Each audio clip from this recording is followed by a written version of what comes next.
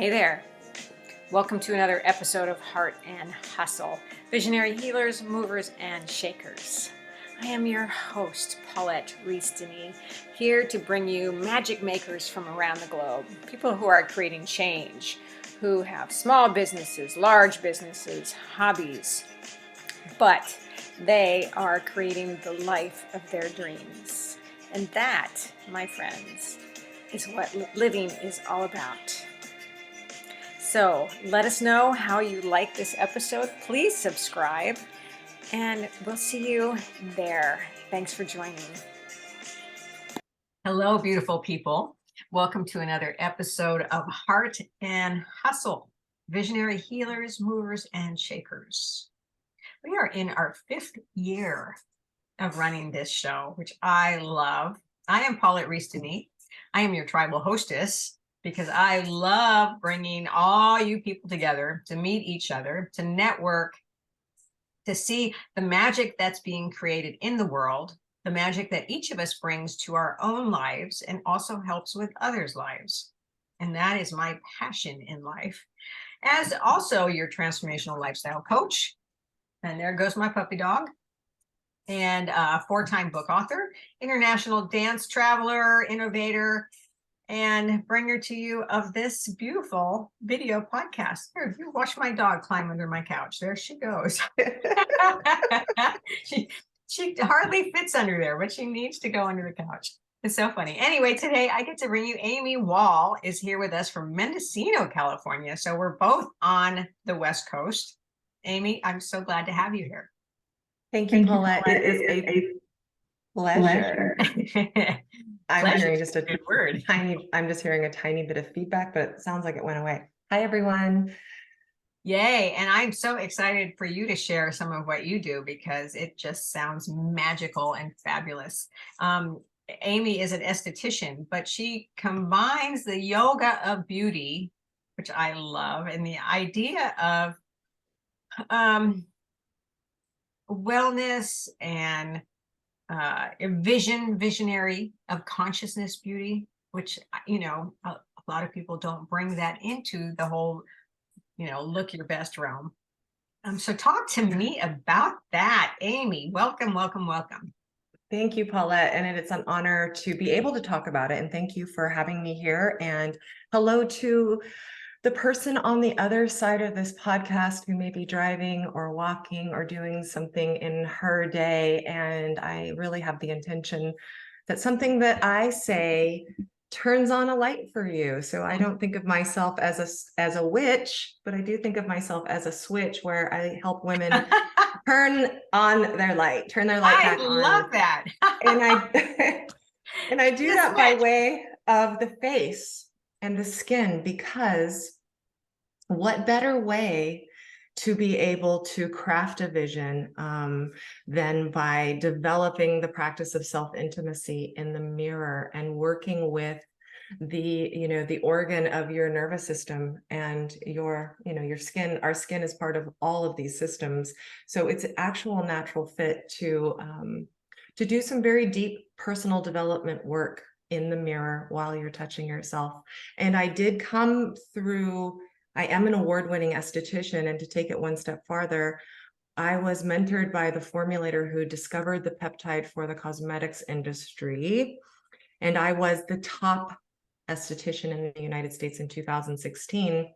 Ooh, and while I still carry the title, just so people know, so I have some authority, it's truly very unimportant to me these days. I believe hardly anything of what the mainstream beauty is selling us. Most of it is smoke and mirrors. And I'm really interested in the conversation around what beauty really is, because what I've come to find out is that it's not an aesthetic. And I know there's kind of like a, whoa, beauty is not an aesthetic and beauty is not an age.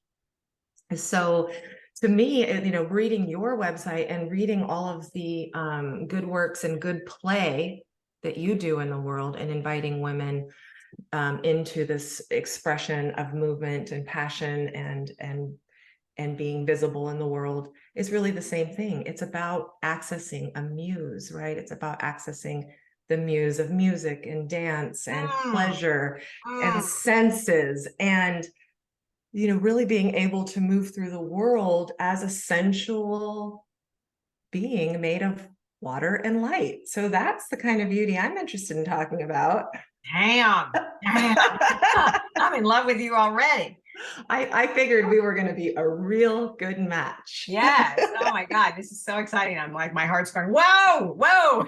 It's very exciting because hardly anyone is talking about it, though people have come up around the edges with conscious beauty and Hmm. different things. But when I say consciousness, beauty consciousness in the yoga of beauty, it's really bringing your own consciousness. And you actually said it in your intro that, we are the magic, and each person is the magic ingredient in their beauty products. It's not the stuff in the bottle at all, though the stuff in the bottle can contribute to you, but it's you that brings the magic. And that's science, the biology of belief, the observer effect. It's just science now, everyone. Well, and I mean, don't you think it's further than science, though? I mean, I think it's consciousness, it's science, it's mindset, it's belief systems, it's connection with source Yeah, or God or a higher consciousness or inner being. I mean, wherever you go. it's all of that. But the reason I just say that the science has caught up is because it's helpful for, the majority of women are still, and probably not the ones that are listening to your podcast. If, your listeners are already tuned in, turned on, and tapped in to that. That's right. And that's, and we can go even to a deeper level. But for the woman who, is in her, I'm mid-50s, I'm going to be 54. For the woman who is maybe 38 years old, she's still in the thick of it. She's got her kids, she's got her job, she's got her husband or her wife, and she's just rushing around, pouring into everybody's cup. And then she looks in the mirror and she thinks, I might need a little Botox. I mean, Oh, right, right. she starts seeing the visible stress on her face. So, I call her the sleeping beauty. Oh, And sometimes yeah. I need to come Woo! in and do a little wake up call. And I'm I, taking and I, crazy notes here, by the way. and I use science, but my brand is called Higher Self Beauty. So I have really come to understand that it is our source connection, it's our soul shine and the fractal, that if we channel the beauty as has been known in Aphrodite and Venus and the great works of art and the garden and everything that source has created and worked through, then that type of beauty will light up a room. It doesn't matter what you look like. Yeah. It doesn't matter what other people think you look like at all. And it's fun. And it keeps getting richer every year. Oh my God. This is like so exciting. This is so exciting. And how did you, were you like an esthetician and then your path switched? This is a good question. And there's a really good story here. Because I want your story. So let me take you, in our just brief little pre-chat, I mentioned I live in Mendocino, California, which is Northern California, about 3.5 hours north of San Francisco, right on the edge of the Pacific Ocean. It's a mecca for creatives, and it's one of the most beautiful places in the world. And it's where my parents escaped to go back to the land in the early 70s. So my parents met in the summer of love in the elevator of the Hotel California. They were 22 and 23. They were leaving the man. My dad came from a Mormon upbringing. My mom was just a sensitive artist. They met in San Francisco. They had me in 1969. And then they moved me up here to a hippie commune in 1973. And my dad actually lived in the city back and forth. But what happened is that I was immersed in ideas of consciousness from a very early age. I mean, I could maybe be 6 years old and remember one of the women in the commune coming to me and saying, you can look beneath the surface and see, you can see more than color. or taking me into the woods and giving me a little initiation. And they were also busy doing all the things people did at hippie communes. So I was left alone a lot. And I say this with the utmost kindness towards my parents, because they were, they were growing up. We were all growing up together. But I had books like Autobiography of a Yogi, Transcendental Meditation, Atlas Huxley, Thoreau, all of these like great works of consciousness. And I read and read and read. I was a very voracious reader. So here I was reading all these things and practicing. I awakened my muse, which is sort of this concept that I teach and work with my clients on a coaching level. When I was 14 years old, because I was doing mirror work with Louise Hay, and I was reading the back of the shampoo bottle for the ingredients, because my mom was a nutritionist. Okay. So she was, telling me all about the linoleic acids that my body needed from almonds. And so I knew a lot about food and nutrition. And then I had a stint in my 20s, a 15-year stint working at one of the, at a famous California cuisine restaurant, Cafe Beaujolais in Mendocino, which had like Peter Kump's New York cooking schools. Son was the chef, and connections with Julia Child. And we were always had Gene Burns from KGO Radio coming up. And so I was doing hospitality on a high level, like creating experiences, learning about organic food from this mentor in this restaurant, and being of service. So I had all this hospitality. Then I'm in my 30s. I decide that, I want to live in Mendocino because I had a child with somebody that I didn't end up staying with, but we were raising him together. And what could I do? I knew that restaurant business was over for me. I needed to do something else. And I think that you have the same thing. We just love creating beauty. So I was able to create beauty in a chicken coop that I was raised in on the commune. And I just had the gift. And I was the girl that everybody came to. I know things like I'm before trends on lots of things. So people would come to me for beauty advice, even though I had a very natural aesthetic. So I decided to go to aesthetic school. And it was then that when I touched people, I realized I had a gift for it. And plus I knew the ingredient, like everything really worked for me.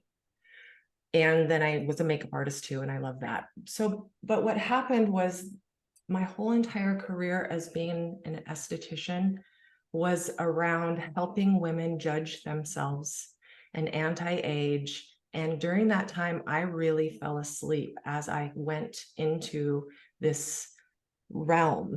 Okay, I did also have this amazing mentorship with this famous formulator, but I started like forgetting. I went asleep and I forgot all my magic. And I was doing Botox when I was 40 years old, and I was working hard and playing hard, and I was stressed out. My adrenals were out, and girls, I had frenemies up the wazoo, and everybody was competing with me and stealing my ideas. And I was just in the lower, I wasn't I wasn't happy, and I was deathly afraid of aging.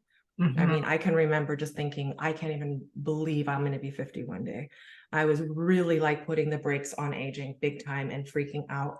And what happened was I had this nurse practitioner friend who knew I had a big clientele, and of course wanted to get referred for Botox. So she was giving me lots of free Botox, and it was ending up that I was killing my natural beauty. For one thing, I killed for a while. I mean, if you see the before and after 10 years ago when I was doing Botox, and now it is just like crazy.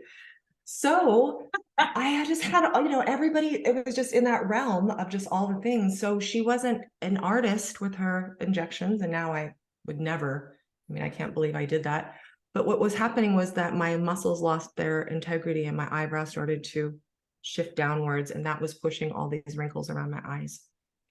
And I had beautiful skin. I was a beautiful person. I was in the prime of my beauty, but I couldn't see it, and I couldn't even enjoy it. I found myself in a plastic surgeon's office getting a consultation to get an eyelid surgery. And I went in there as a vanity appointment. I really kind of thought, I'm going to go in here and the plastic surgeon's going to say, there's nothing wrong with you. Here, here's an eye cream. And I was just going to do that. I drove 2 hours, south, went to this plastic surgeon's office, was sitting in the office waiting. After she did her assessment, she went out, she came back in. heard the door click open. I'm waiting there, like, you know, how you might imagine you're waiting to hear a diagnosis of some sort.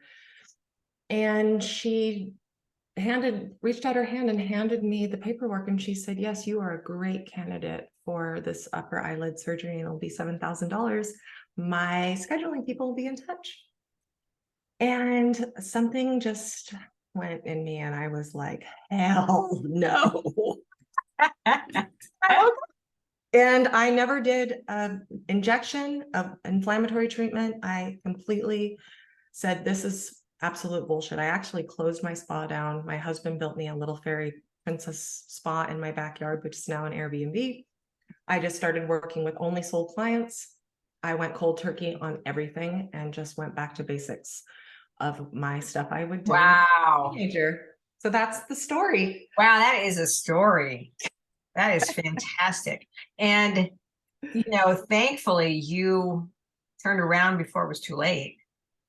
Yes, and I'm absolutely rabid about helping other women wake up, because the beauty industry causes so much suffering. Oh, it's just horrifying. So It's much so suffering. horrifying. And if I can alleviate suffering and by sharing my story, and also just helping women realize they're not losing value. I've diagnosed it as a downward beauty value spiral that the industry puts us on, where we're constantly losing, you know, every year. That was like the greatest scarcity mindset of all time. Every year we're just losing value. And that's, you know, a patriarchal pattern that runs in the cells.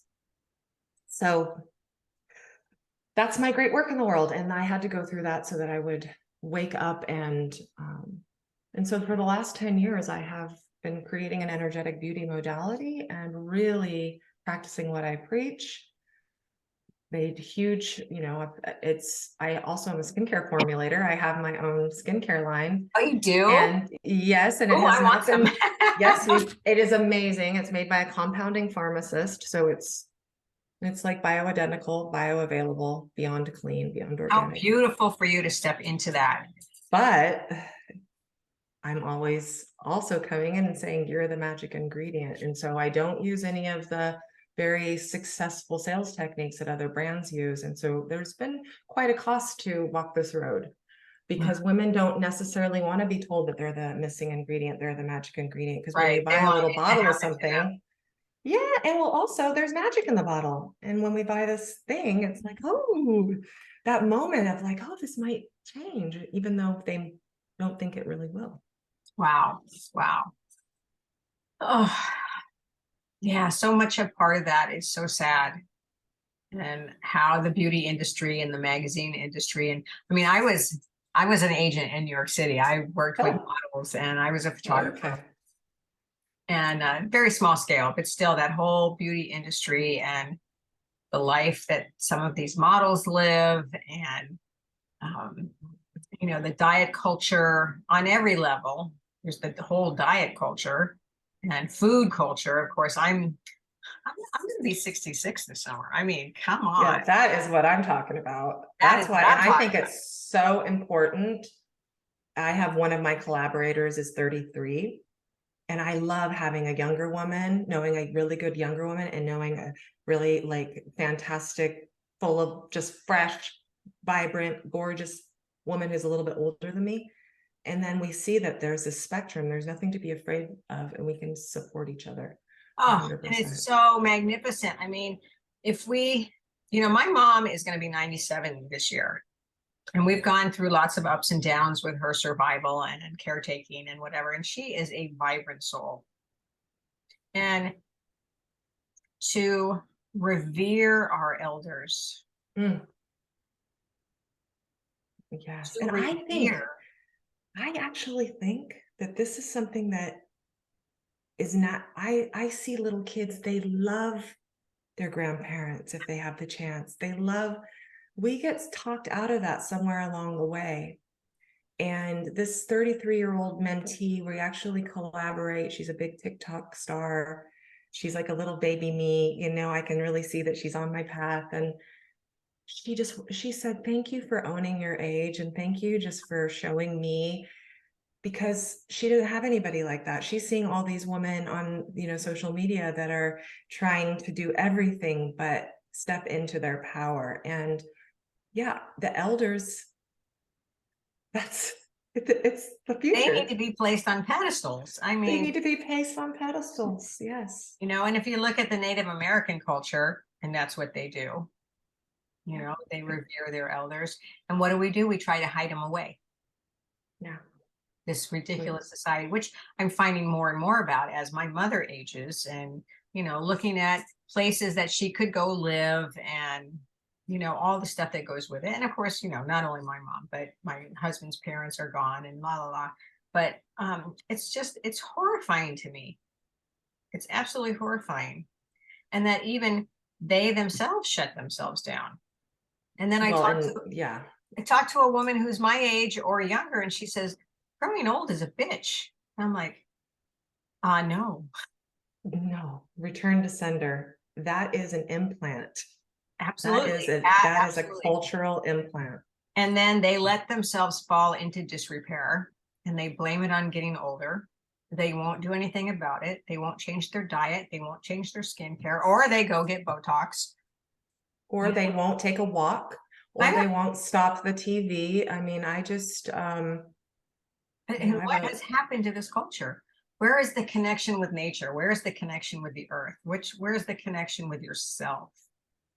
It is, I think I know that you and I are doing that. Like I live in a magical, I live in a magical garden wonderland. And if I don't, so I call it connecting with my muse. I need to connect in with my muse, and she needs water and sunshine and nutrients, just like a beautiful flower does. But we don't get taught this, we could get into the conspiracy theories, but mostly it's because it's really uncomfortable sometimes to look, to really feel your feelings and to take self-responsibility. So self-trust and self-responsibility. But I think what also people think is they think it might be really hard, when you and I know this is fun. It's fun. This is fun. Like we're going to like dancing. Music, muse and music. I have a whole playlist to awaken my muse, and I am dancing and moving my energy and making shapes with my body every single day. It's fun and it's playful. And of course, if people have jobs and all of the things, that's why I really try to develop. And I would love to give your listenership, actually, I have this beauty energy muse quiz, which is full of please do. full of juicy things that they can find out about themselves. But I also have a beautiful workbook that has all of my beauty rituals written down in it. It's a 15-page workbook, and I'm going to give that to you. You can give your viewers. And I teach 1 minute daily. I teach a 1 minute daily mirror ritual that any person can do. You fill your cup with 1 minute in the mirror. You bring your awareness. You become the dot in the mirror. You do tapping. You bring in an I am presence, and it happens in 1 minute. At night, that's the time that you should really do your skin, at least, but you also take a salt shower or a bath with a little salt to clear the energies of the people around you, because most women are sensitive and they're undiagnosed sensitives. We all feel energy. And then so doing the salt shower or the bath, but they're things that you're doing already. So that doesn't have to be hard. It's not a 20-minute meditation. It's not a yoga class for an hour. It's not anything. It's like the stuff that we're already doing. We have to shift those things. And just even a little tiny shift can change everything. And sometimes it's a mind shift. That's where it starts. Right. It could be you're doing the same thing, but you think about it differently. And absolutely. It's so good. So, so you just mentioned a couple of things. So what do you do for yourself? What do I do for myself? Well, I believe that self-care it's been a passion to evolve the concepts of self-care into self-appreciation. Because the word care is actually loaded with a lot of word spells. So your word is your wand. That's why they call it spelling. And the word care, we don't even have to look at the original definition, which a lot of times is the original energy. There's an active definition in the dictionary that states that care means on its energetic frequency, worry, stress, and grief. That's why we say, I don't have a care in the world. I'm carefree. So when we're self-caring and health-caring and all of these Self-love. cares, we need, self-love, but also love is a word loaded with lots of points of views and different projections from other people. So if we really tuned into self-appreciation, appreciation is the energy of increase. That's what our investment does when it grows. It grows in value. It appreciates. It appreciates. So what I'm doing is like every day I'm having appreciation sessions, whether that's in the mirror. I appreciate myself with the food that I eat. I appreciate myself with the quality of the friends that I keep. I appreciate myself with, lotioning up my body, talking to my cells. Oh, see, that's so good. I remember talking to one of my dancers who said, I never put lotion on my body. And I'm like, ah, God, I do it every day. Touching, turning, I am just always like, wow, you're awesome. And so I made a whole career and lifestyle out of self-appreciation. So what I'm doing is, energy work throughout the day, dancing, singing. And how beautiful that you are in that space and you get to share it with others and teach others and be a role model for one thing, but also be able to pass on those gifts and those ideas. Absolutely. I actually teach other estheticians how to re-identify themselves as not just a face waitress and a hands-on therapist, but more as a guide for their clients in all things beauty. Oh my God, you're blowing my mind. Well, I was one of the top waitresses in the world, so I don't mean it with disrespect, but the bottom line is they come in and they take an order, they place an order off of a menu. And then they're doing something behind you and there's the loss of the face-to-face. And I think what's been interesting is with the internet, the gatekeeping from the professional skincare industry has really gone away because we have all sorts of YouTube people and people are very educated and estheticians are, let's see if your listeners will agree, but is it true or is it not true that beauty is kind of one of the least respected and highly rejected aspects of being a woman? And beauty industry people going to beauty school is like not like really respected. Like if you go to beauty school, you didn't make it into college, right? There's a big thought form hanging over people around that. So it kind of attracts the misfits, the neurodivergents, and people with low self-esteem can go in there and get or people that are just low vibration and that are into judging, the beauty industry is extremely catty. If I had $1 for every time I got backstabbed by a fellow beauty person, I'd be a multimillionaire. So the industry as a whole needs to be evolved. And the information that estheticians are taught in California and in lots of other places, it varies, but it's stuff that is from like the 60s and the 50s. And so, and then the other thing is the majority of the industry, 80%, I would say, runs on the inflammatory model, which is wounding the skin in order to get it to turn itself over. So burning your skin with acids, peels, retinols, retin-As, retinoic acids, microneedling, lasers. You go in, you get a quick fix, you inflame, you've got a wound, then it takes a while for the wound to heal, but it leaves 10% residual damage on your telomere, which is the end cap of your chromosome. So it's a no-go for me. But we've got... You guys hear that? You hear that out there? It's a no-go. Don't burn your skin. You don't have to burn your skin. So I'm kind of a curious position of being an expert on both sides. And I don't want to judge it. Like there's room to hold the tension of two opposites that creates a nice little current. So it's just where we're at. But I do teach other estheticians, and I have lots of training programs for them, and I mentor them to see if because I can't do all of this. I need I need a You lot need of an us to army. rise up. I need an army. So if you're out there listening and you're in the beauty wellness industry, holler at your girl. Yeah, that's fantastic. I love it. I love it. I love it. I love it.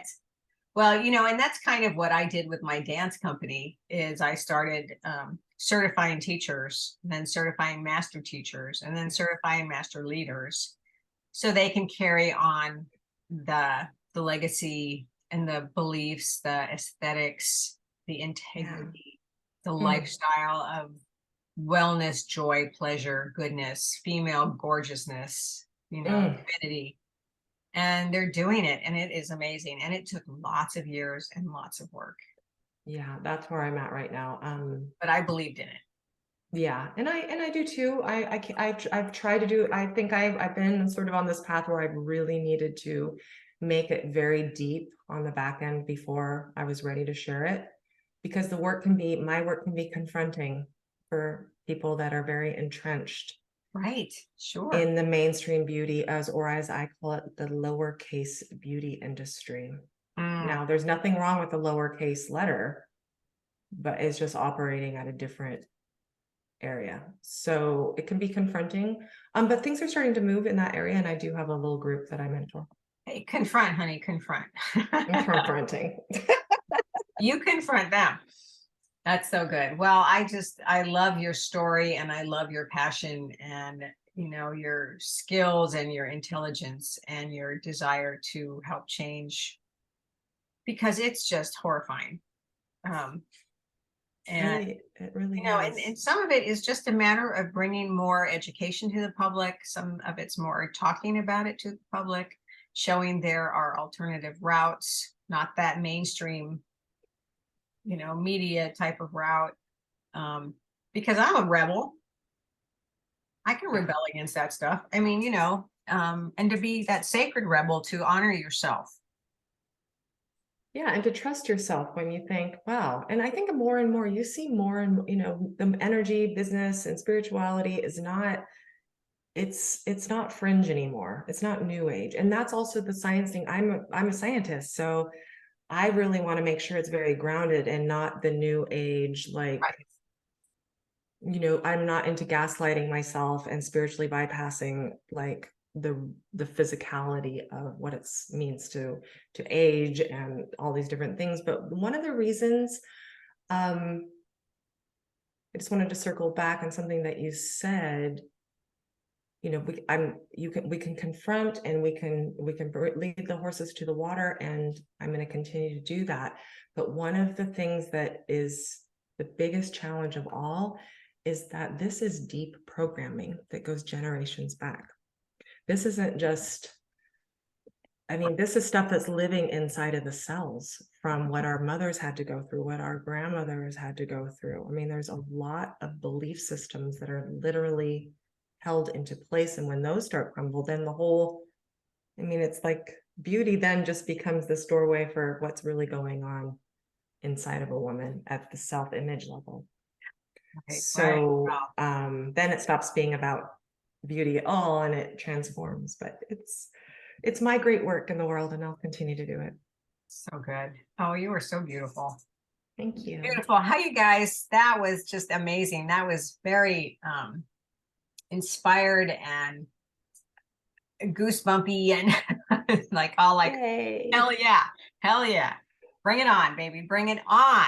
So all you guys out there in Heart and Hustle land, connect with Amy. You can check out her quizzes and her 15-page workbook, which I'm very excited to get for myself, and check out her products. And just listen to what she had to say, and dig in deep to yourself, and what are your aesthetics and what's important to you about your own beauty, your own, how you stand in the world, how you show up in the world, and how you age in the world. Because I love life. Life is for living, and I intend to live it to the fullest, with so much pleasure and joy and expansion and curiosity. And I love me. Me too. And I love you. And I love you. And I love all of you. We love you. And this is what it's all about, is Absolutely. us you know, a rising ship lifts all tides, and or maybe that goes backward, but just like we're gathering and we're showing up and shining and with our gifts, and there's nothing to be afraid of. Shine your light. Shine your light. Right on. All right, Amy. Thank you so My much. pleasure. So much. And thank you, everybody. Until we meet again, many blessings. Mwah. I love you.